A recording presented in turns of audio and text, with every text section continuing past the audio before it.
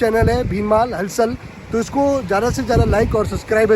कहते हैं कि पढ़ेगी बेटियां तो आगे बढ़ेगी बेटियां, इसी को कहावत को सिद्धार्थ किया है।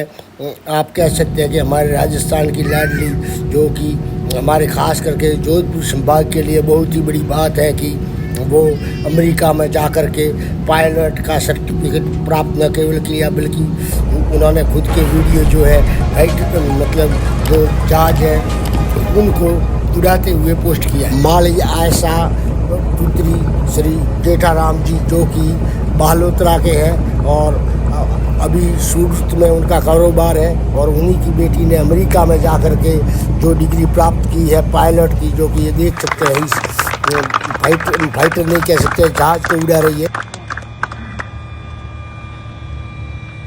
Again, little present from the school and for your effort that you've done. We're really happy and glad that you have come this way. Thank you. Hey guys, so Ayesha has done a great job also. Initially, she also have, like every student, some challenges, right Ayesha? So initially everyone have challenges. I have challenges, I'm sure Cesar had a challenge. But she fought on really good. She did exceptional oral in front of one DPE, and just it was off record oral. Just I was trying to show DPE the standard which we follow at our school, and the DPE was very, very impressed. So, and she is so far has the highest score in all the oral happened. She had 100% score. It's not easy to score 100% because it's like a rapid fire, right? Under super stress. That's how we do that little session of oral. So, in this occasion, I'm gonna to announce a little scholarship for Ayesha. It's a small scholarship, alright? It's coming from me. It's gonna be $100 scholarship for Ayesha for a great performance. So, good job, Ayesha.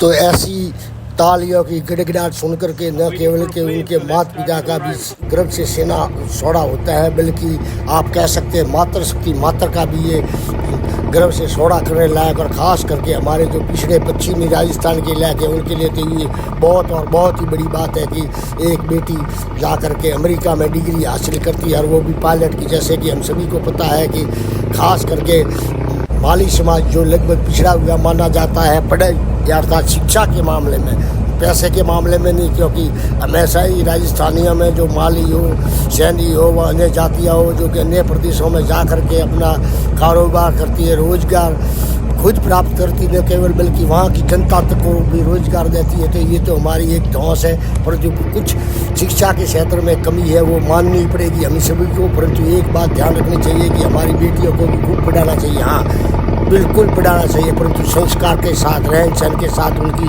संगत भी देखनी चाहिए कि वो किसके साथ पढ़ रही है, क्या कर रही है। इसी तरीके से हम अपनी निगाह में रखते हुए उसकी शिक्षा दीक्षा अच्छी तरीके से करें ताकि उनका भविष्य उज्ज्वल हो।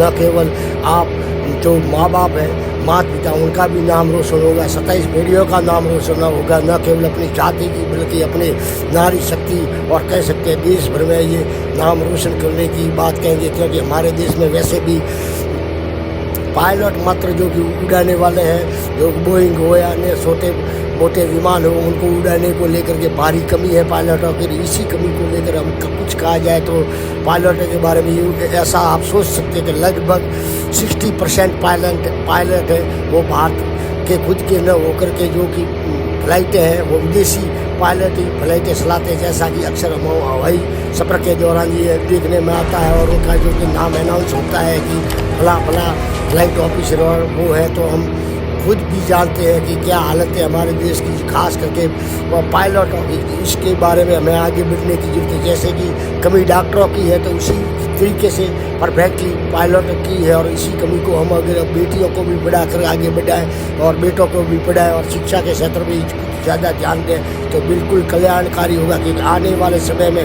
भारत एक विकसित राष्ट्र होगा और सक्षम राष्ट्र होगा। तो उनके जो रहने वाले हैं, तो करता है, तो उनको भी हर प्रकार से सक्षम और सुदृढ़ होना जरूरी है। यही हमारे देश के लिए बहुत ही गर्व की बात है कि हम नारी शक्ति को आगे बढ़ाते हैं। जैसे कि हम आसपास के देशों में, अन्य जिन देशों में देखते हैं तो नारी शक्ति को लेकर क्या हालत है, परंतु हमारे तो कहते हैं नारी तो नारायणी, अर्थात मातृ शक्ति को हमेशा बार बार प्रणाम, अर्थात आद्य शक्ति का रूप नारी मानी जाती है। इसीलिए हमारा लालन पालन करती है, भले माँ हो, बहन हो, बेटी हो, परंतु कुल मिला के देखा जाए तो उनको संस्कार जरूर देने चाहिए, क्योंकि आज का ज़माना खराब है और ज़माने में बहुत ही लोग भरे पड़े, बुद्धि वाले भरे पड़े। तो इससे हमारी बेटियों को आगाह करते हुए, सावधान करते हुए हमें शिक्षा के क्षेत्र में उनको निरंतर आगे बढ़ाना होगा, ताकि आने वाली हमारी भावी पीढ़ी, हमारे बच्चे उनका भी लालन पालन इसी प्रकार से हो सके कि हम उन पर गर्व कर सकें। जैसे कि हम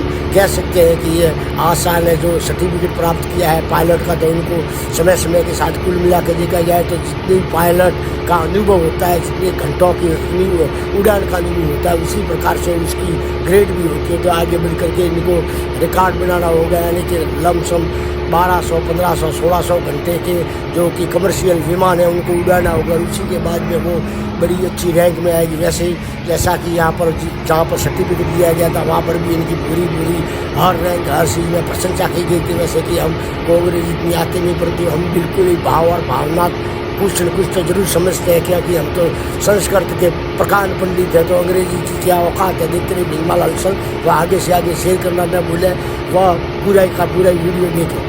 तो आशा परमार ने न केवल शौक या कुरैशी की यादें ताज़ा कर दी, जिसने पाकिस्तान के चक्के छुड़ा दिए थे, तो इसे देख करके हमें गर्व हो रहा है। मैं खास करके आशा परमार व उनके पिताजी जेठाराम जी सब परिवार को हार्दिक बधाई देना चाहूँगा कि ये आपने बहुत अच्छा कार्य किया है और आपका नाम रोशन आपकी बेटी ने किया, इसलिए बहुत बहुत ही बधाई और अनंत शुभकामनाएं। जैसा कि भीमलाल हलचल की तरफ से मैं सावाराम परमार दे रहा हूँ।